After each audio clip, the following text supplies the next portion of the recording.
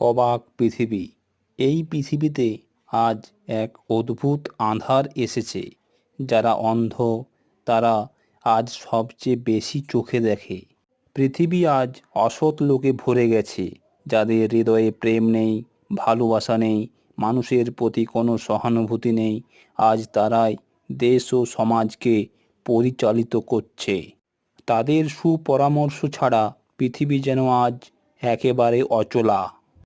যারা অন্ধ আজ বেশি চোখে দেখে, তারা পৃথিবী যেন অচল তাদের সুপরামর্শ ছাড়া।